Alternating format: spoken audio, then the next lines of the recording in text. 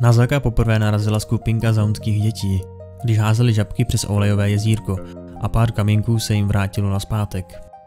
Návratné jezírko se mezi obyvateli zaunské jímky proslavilo a nakonec přitáhlo pozornost podivné, tajné skupiny chemtechnických alchymistů.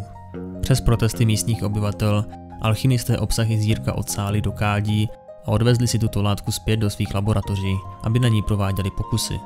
Prostřednictvím série testů, navržených pro ověření negativních a pozitivních zpevňovacích technik, alchymisté objevili, že ona srážející se hmota v jezírku má podle všeho psychotropní tendence. Zkrátka a dobře, hmota napodobovala všechny podněty, kterým byla vystavena. Když se k ní vědci chovali hezky, reagovala dětským veselím a hravostí. Ale když zkoušeli její reakci na bolest a agresi, přišli alchymisté během následného výbuchu o řadu augmentových jímkařů. Většina alchymistů tento výsledek připisovala obyčejné reflexní reakci, ale dva vědci z řad si tím nebyli tak jistí. Zvažovali morální hledisko experimentů, jejich jediným cílem podle všeho bylo vytvořit bytost schopnou bezměrné agrese.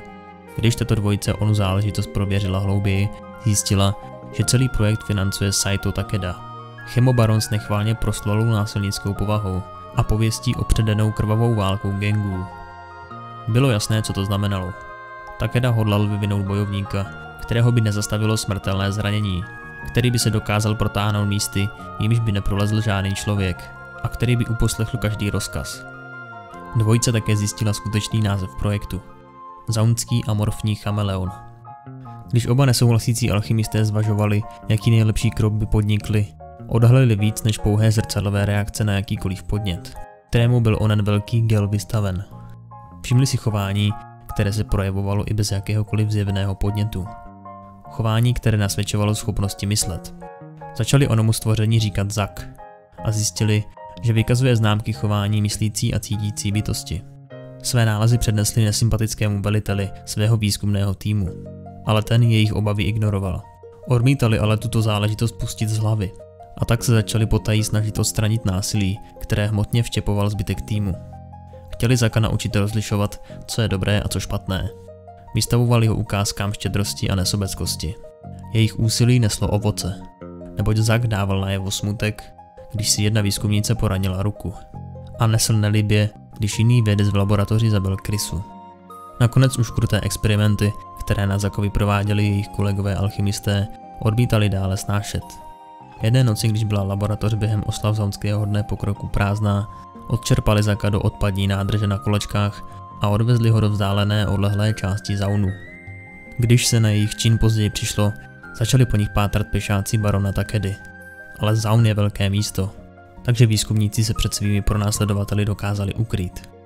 Uvažovali o tom, že Zackovi dopřejí svobodu, ale Zack nechtěl, aby ho pustili, protože nyní oba výzkumníky považoval za svou rodinu. Pouze oni dva se k němu chovali vlídně a on se od nich chtěl naučit víc. Ve skutečnosti je tato jeho reakce potěšila, neboť si Zacka natolik oblíbili, že ho považovali za svého adoptivního syna. Aby se ukryli před Takedovými muži, změnili si jména i vzhled a usadili se v odlehlé části jímky, daleko od nenechavých očí. Zack se naučil napodobovat jejich hlasy a rychle se naučil přetvářet svou želatinovou hmotu do tvarů potřebných k tomu, aby mohl vydávat zvuky. Žil se svými adoptivními rodiči mnoho let. Když to bylo nutné, schovával se v olejnatých jezírkách nebo v puklinách v pobřežních útesech. Jeho rodiče Zackovi vyprávěli o světě, ve kterém žil, a o tom, jak dokázal být krásný a plný zázraků. Ukázali mu východ měsíce nad slunečními branami, hru duhových světel na střechách s výtrážkovými skly, na zaunských obchodních síních i živoucí krásu uspěchaného srdce jejich města. Také mu vysvětlili, jak svět dokáže být krutý a drsný, a Zack se dozvěděl, že lidé jsou občas zlí a nehodní. Jsou plní záští a předsudků. Zack takové chování odmítal a pomáhal svým rodičům, seč mohl, když díky svým schopnostem pomáhali lidem ve svém okolí, aniž by přitom přilákali nechtěnou pozornost. Dělali, co jim síly stačily, aby léčili nemocné, opravovali rozbité stroje a snažili se, aby byly jejich chemtechnické dovednosti k všeobecnému užitku. Tohle byla pro Zacka zlatá éra, kdy se toulal po zaunu skrz téměř jeho nekonečný systém potrubí a četnými prasklinami v jeho podloží. Přestože byl Zack myslící bytostí, příliš mnoho podnětů z jeho okolí dokázalo občas zahltit jeho smysly. kvůli čemuž dočasně vstřebal dominantní emoce kolem sebe, ať už byly kladné či záporné. Často si nemohl pomoct a přispěchal na pomoc utlačovaným a utiskovaným protinásilným surovcům, což mělo za následek to, že se Zaunem začaly šířit zvěsti o jeho přítomnosti. Ačkoliv většina příběhů vyprávěla o tom, jak lidem pomáhá, jisté historky svalovaly na Zacka vinu za ničivé události, či za propadlou rozsedlinu v okolí jímky. Tyto zvěsti se nakonec donesly až k uším Saito Takedy, který vyslal skupinku augmentových surovců, aby mu přinesli to, co považoval za svůj majetek. Jeho alchymisté se bez úspěchu pokoušeli replikovat proces, který Zacka stvořil. Z kapiček jež zůstaly v jeho kádi. Takeda chtěl toto stvoření naspět, takže jeho augmentové gorily obklíčili domov Zackových rodičů a zaútočili. Vědci boj opětovali, neboť to byli chemtechničtí výzkumníci a měli své ezoterické obranné prostředky. Ale jejich vzdor nemohl trvat věčně a nakonec byli oba zabiti. Přestože Takeda výslovně přikázal, aby mu je přivedli živé. Zack zrovna zkoumal podzemní ložiska hluboko pod Zaunem, ale vycítil strádání svých rodičů a hnal se potrubím zpátky do města, aby je zachránil. Dorazil ale příliš pozdě, takže jim už nemohl pomoct. A když viděl jejich těla, popadl ho takový vztek, který předčil všechno, co baronovi muži kdy viděli. Zack zaútočil. Nelítostně se natahoval, mlátil a drtil. Pod vlivem svého žalu a hněvu zdemoloval tucty okolních příbytků. A než bylo po bitvě, byli všichni augmentoví surovci mrtví. Když emoce posílené bitvou ze Zackova vědomí ustoupily, přepadl ho lítost kvůli domům, které zničil, a zapřísáhl se, že bude pokračovat v dobrém díle, které konali jeho rodiče. Pomohl znovu vybudovat to, co zničil, ale jakmile byla práce hotova, zmizel do rozsáhlého zaunského potrubí. Nyní žije Zack sám, obývá tunely a jeskyně pod Zaunem a koupe se v emocích obyvatel města. Někdy ho obohacují, ale jindy ho rozesmutní, neboť do sebe nasává všechno dobré i špatné, co se ve městě nachází.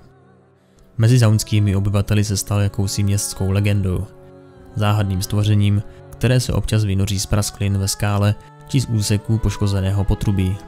Většinou je to proto, aby pomohl lidem v nesnázích, ale když nastanou potíže a nálada ve městě se zachmuří, z jeho vzteku může jít strach. Teď si ale představme gigačery tohoto kanálu. Ryan Kabu, Simple Timothy, Filip Sýkora a Veronika. Mike Doge, Jakub Pospíšil, Jan Skopal a Valkon. A vám ostatním také děkuji mnohokrát. Děkuji přátelé, díky moc. Aby náš kanál v budoucnu obstál, museli bychom vydávat videa každý den, což je pro nás ale nemožné, jelikož se zaměřujeme na kvalitu a ne na množství videí. Proto potřebujeme vaši podporu, aby jsme v budoucnu nezanikli. Jestli se ti tvorba líbí a sleduješ každé video, popřemýšlej o tom. Je tam spousta výhod, které snad aspoň trochu potěší.